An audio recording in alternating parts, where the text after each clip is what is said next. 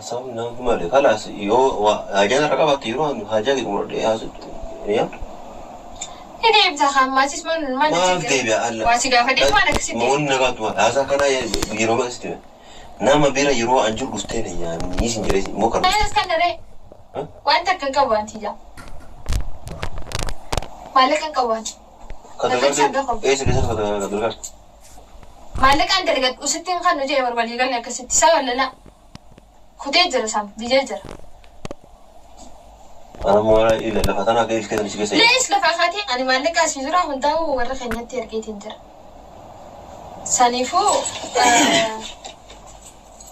يوم ما تركي تي مالي خندقوا ما خنا ما يوتي إن شاء الله بعدين تقولي يا أكيد أتم كيجيب أولي قدو تريسي كايتي بري يا برا سكنسان أما كي ساعة أنا مسكين ده نين دلاري دالتها كيف تبقى في الدفة مبيبو هاي ده تشيدي تاني بس أنا بري إنجور أمان يا أكيد أنا كوي كنا نقع أنا مسك كنا تسألين بين يجيب بك أكستانا أما نور دركمة هنان بعدين زي رمتين خان كباتين بيقام أم ساعة كده ساعة يا أخي أنا ما تنسموك ساعتي أنا نوجي دبين كل دف أيه دبين كل مية وقاسي لا دفري إن بيبو ما لقى أمال كده أم ترابي أفري لكن جرنا يقول ثانية دف كل ما سيجا فردان ما نقع ون نترقى تنجل درو ما لقى في دقيقة ونقع أنا مو أنتي سيجا فرد تران درسي ما لك سنلي سيفين في داني بعدين تنادم توكا نام سنانك سنافتو إنافت وأنا ما أمانة ما أتكلم أصلا أكلت أمانة وأنا ما أصولا قافتين أكمل نوعك جزء سامفودي ما ننجتاتي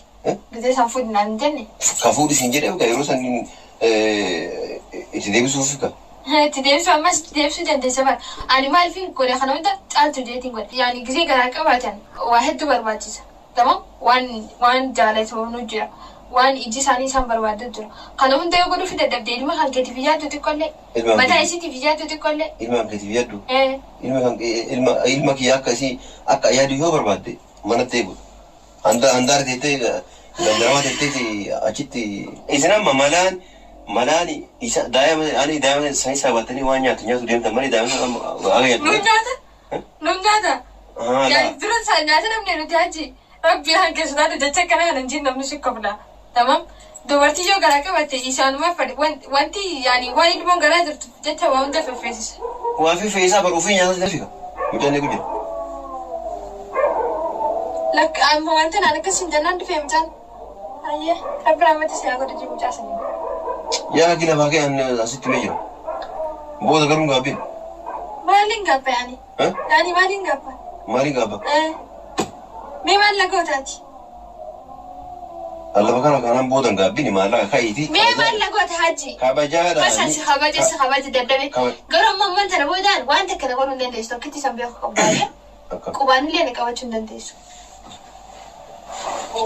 بودن قابينك مالين قابا وانتين قابو خمال كاي كراسو خجبر ما مالك أفدي مال أم فودي أكن عمل كيف هديتي قرم ما تقوي عادي تيمت عادي دمي سبودا ستيفي نقافدو سبودا غانا قابو موسي قابا أكسلالا وانتي تيادو نجرو أما كيتا قادي مالك في الدمو في الدو أنك كرغو في رمساقا دف قادي مالك في الدمو في الدو ولا متانا لين متانا خسرنا لين لا كيف قادي في الدمو في الدو مالك لكن نين ربي سدادوتي نين كم لا تي أك ما نقول يا كرتا مري وان شكر أما كرتا مالك إذا فيدي أجي برا مالك نبكي لكن مالك نكيا مش كرامة سنجرا وسنجرا نجرا تمام هذي رابو وانت خلا نبخاش فيني ما أنا خلاص أنا أنا ما بري بليشين ترى بقى بري أكان كمان يا أنا لا أنا بيت وهذا كون نبي بقول لا برا لك كيف بديتي سيف ده تكوبدا نندين أمور أمدا تكوبدا سيف في دبري تكوبدا أنا ما برا ساكن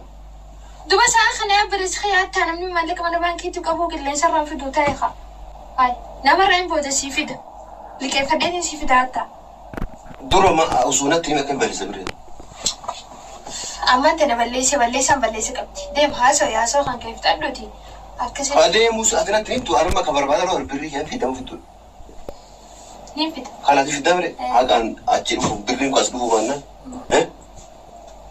أنا وسي السلام عليكم ورحمة الله وبركاته Ashama harka fuunee jirtu ummata qashtii ummata jaalalaa fi ummata kabajaa akkam jirtanii alhamdulillahi rabbil alamin qarqaarsa rabbii guddaatiin har'as walitti deebinee jirra viidiyoo biraa qabannee walitti deebinee jirra gara viidiyoo kiyyaatitti osoo hin tarreen dura hordoftoonni chaanaala kootii warroonni jalqabarraa kaastanii hamma ammaatitti na wajjin turtan laayikii gochuun sheerii gochuun koomentii babbareedaan nafaana dhaabbattanii hedduu takkanaaf galatoomaa naaf jiraadhaa ulfaadhaa isiniin jedha ammas akkana jajjabeessitaniif asumaan isin gaafachuu barbaada warroonni maamiloonni kiyya haarofnis kan gara chaanaala kootii dabalamaa jirtanii chaanaalli kun chaanaala keessaniidha tarii ammaaf lagizeedhaaf foormeeshinaa yaada namaarra dhaabbadhee dudubbachuudhaan kanaan deemaa jiru booda ammoo yaada mataa kiyya danda'eedhaa fi akkasuma gorsaaf waan garagaraa barnoota babbareedoo fi akkasumas waan adda ta'e inshaallah qabadheen dhufa yoo lagizeedhaaf akkanumatti hin dabarsa obboleewwan kiyyaa najaanaaf jajjabeessan bira dhaabbadhaadha viidiyoo kana yeroo seentanii daawwattan laayikii gochuudhaan sheer gochuudhaan koomentiidhaan na bira dhaabbadhaa hanqinni jirus hanqina ani qabus koomentiidhaan na beeksisaa isiniin jedha ilma namaatiin dogongora ani ofirratti hin argu ana dubbadhurraa isinii teettanii na daawwattanii na laaltanii viidiyoo kiyya laaltaniitu hanqina narratti argitan waan ta'eefi kanaaf egaa kana jedheen booda gara yaada dhufeenitti taraa akkuma waliin daawwanne har'a hajjiin faayoo tumee jechuudha boksiidhaan qabee yeroo hundaayyuu ajandaadha bazawee hajjiin dhugaa waan ajaa'ibaa guyyaarraa nu agarsiisaa jira akkasumas hajjii amma karaa seeraatiin illee haati sabboontus barbaadutti jirti shamarree biraallee ammallee akkam fudhatee bade shakkiin dhokseedha shakkiin ammallee kan irratti banamaa jiru faayoonis dubbattee jirti as keessatti jechuudha egaa viidiyoo muluudhaa miti viidiyoo gabaabduu muradhee irratti dubbachuudhaan dhufe hajjiin isiin piraank irratti hojjatte baazawee viidiyoon kun piraank irratti hojjatte faayoon hajjii irratti piraank hojjatte isii waan inni jedhu yaada isaa ilaaluudhaaf yaada isaa inni qormaata karaa hundaanuu dadhabee jira inni ilaalaa ijibbaadhe yaada jedhu irraa piraank hojjechuudhaaf hin kaate jechuudha piraankii kana keessatti garuu waa hedduu nama hubachiisa birrii gaafa tokko caaltuun dhukkuba jettee itti himtee manaa baanii birrii mana jiru fuudhii kootu bayin jedhee naan jette fuudhi naan jedhe jette fuutee baateen ergasii booda birrii sanii caaltuullee isin gaafsanillee piraankii bira hojjatte malee caaltuu dhukkubeetii miti caaltuun akka mana isii gadhiistee mana namaa jirtu hajjiidhaan wal dhabdee hajjiin manaa baatee akka mana biraa jirtu hordoftoota isaanii qubanii qabdan jedhee yaada. Caaltuu jaartii hajjiidha jechuudha. Tamiila dhabamtes caaltuudha maqaan asitti adda isiniif haa ba'u viidiyoo ganama gadhiisa keessatti jechuudha. Har'a gadhiisa irratti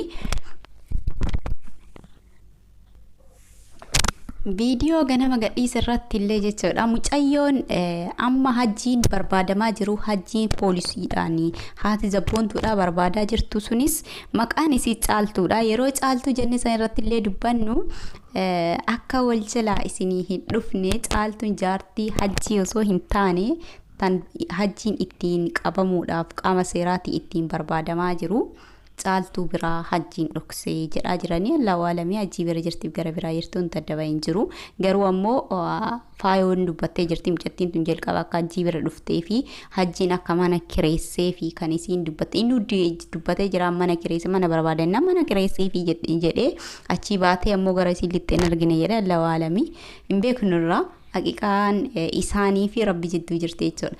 Garuu amma gara faawootti yoo deebi'e faawoon birrii dhoksitee tumaan hin balleessee jetteeni hin balleessee jettee isiin jennaan hajjiin tumuudhaaf itti ol ka'e jechuudha. Isiin garuu balleessitee osoo hin taane qormaatarra jirti. Dhiirota yeroo tokko dubartoonni siisteemaan karaa kanaan qormaatanii waan salphaa isaan yaadanne itti zeessisaa qormaatan jechuudha. Dhiironni garuu bakka kanniin itti uf dagatanii shamaroon ammoo salphama wayii godhanii salphamatti cheekaappii keessa seensisanii jechuudha. Hajjii baazawee dadhabee karaa hundaanuu garanaanis fide jette dhugaa dubbachuudhaaf jalqaba irratti hajjiini akka dubbate viidiyoo isaa keessatti dubbate irratti jechuudha. Abbaan koo yoo dubartii jalqaba biyya fuudhee akka jedhullee dubbatee jira. Anillee irratti dubbateera viidiyoo sanii hajjiin jalqaba fuudhee ijoollee akka biyyaa qabu. Ijoollee dubartii san irratti kan biraa yoo fuudhu ta'isa abaaraa naan jedhee jedhe. Sila abbaatu iyyuu abaare kan jedhus gaafii keessa nama galcha. Asumaan hajjiin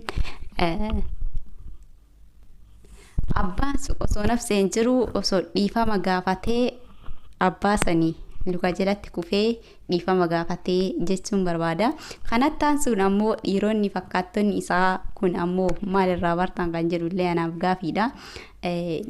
Taa'oon piraankii hedduu irratti deddeebitee hojjetaa jirti jechuudha. Piraankii kana keessatti garuu isiin piraankii hojjettee qormaatuudhaa fi karaa hundumaanuu dadhabee jira uf jettee jirti.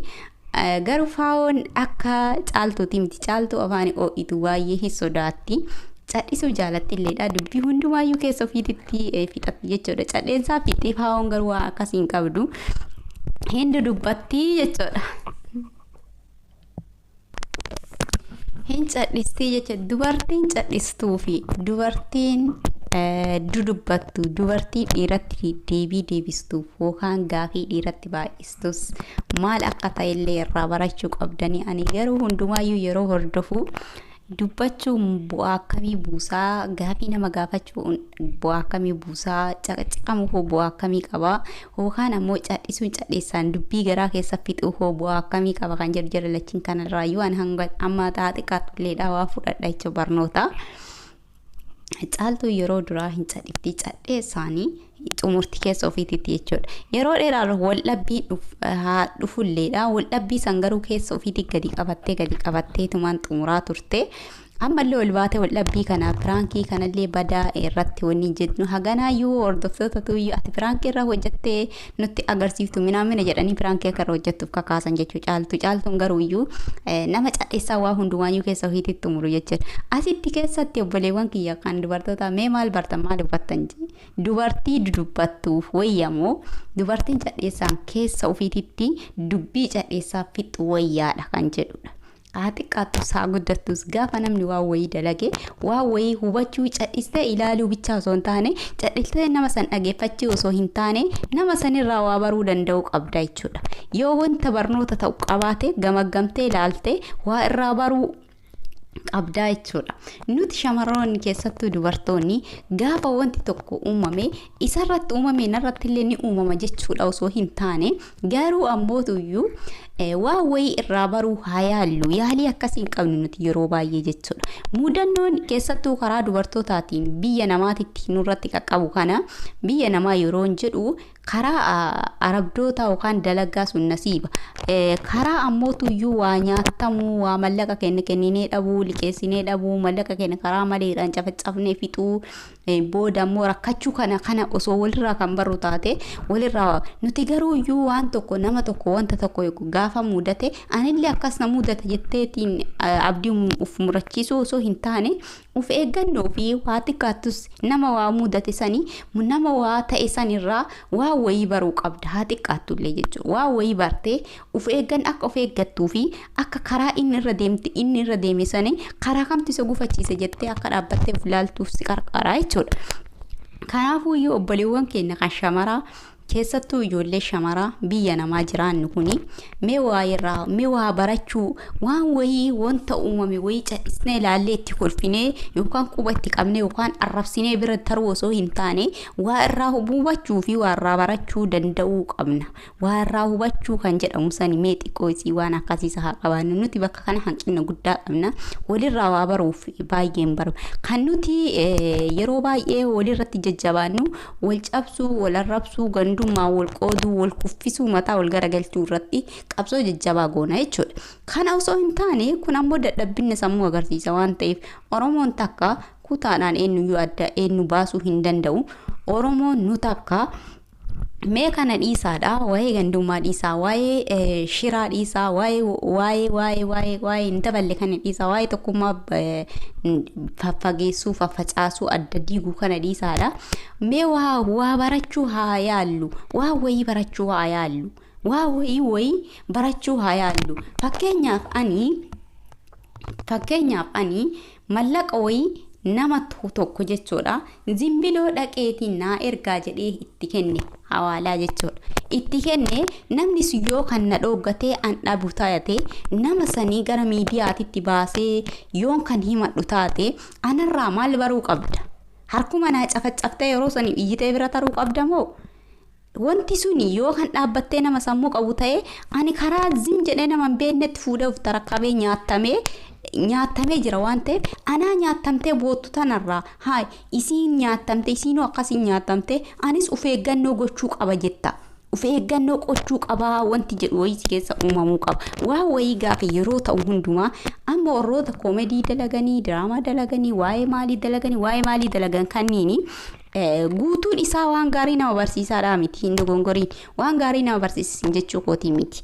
Achi keessatti waan si gamaggamu wayii waan gamaggamtu waan na gamaggamte waan xiqqoollee haa taatu waan si fayyada wayii keessa barbaadi. Ilaaltee sa'aatii kee qofa irratti gubdee biraa deemuudhaaf yaaliin. Maaliif jennaan sa'aatii sun yoo ati itti fayyadamte si fayyaddi. Yoo sa'aatii si fayyadamte jedhamne jechuudha. Sa'aatiin takka yeroo ammaa kana keessatti yeroon qaaliidha. Baay'ee qaaliidha. Garuu yeroo qaalii kana nuti qabnee itti fayyadamaa hin jiru. Nuti yeroo wanni nu fayyanneen wanni nama kuffisuun wanni hamilee keenya cabsuun kan nuti tolonni jennu jechuudha. Ani fakkeenya dhufee asirraa haasa'ee jira waan irraa argadha. Maaliif jennaan na fayyada har'as yoo na fayyaduu baadhee boruuf irratti karoorfadhee ogummaa kiyyaan dandeettii kiyyaan wanna danda'een boruwaa akkana irratti hojjedha yoo rabbi umrii na dheeresse jedhee irratti karoorfadhee har'a tattaafataa jira. Har'as itti milkaa'uu yoo baadhe yoo har'a cimi bor ammoo har'a yoo tattaafadhe bor ammoo iddoo guddaatti argamuu danda'a kan jedhudha.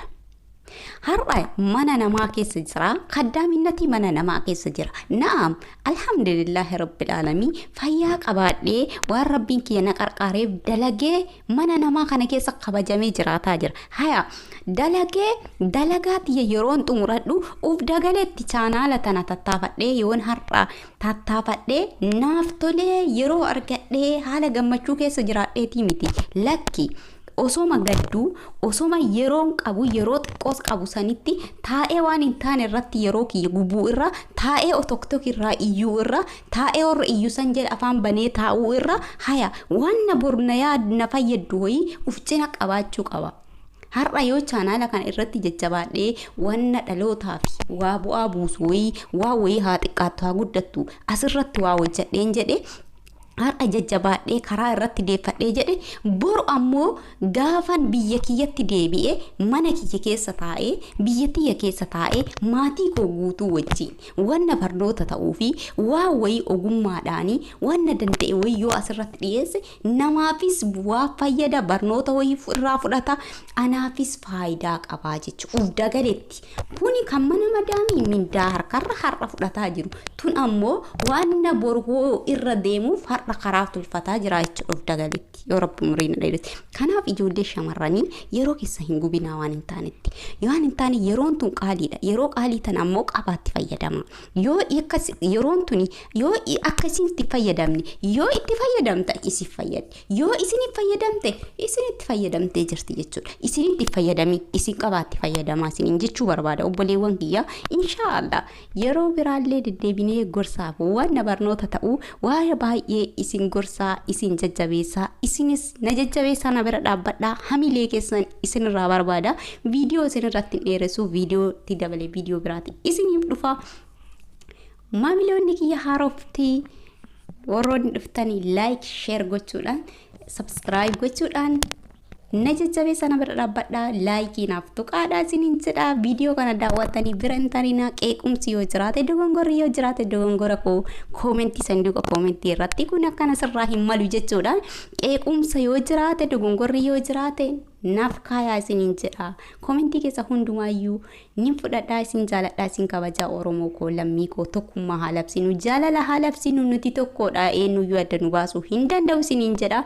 Isin jaaladhaa isin kabajaa hamma viidiyoo biraatii walitti deebinutti assalaamu alaikum warahmatullaahi wabarakaatu.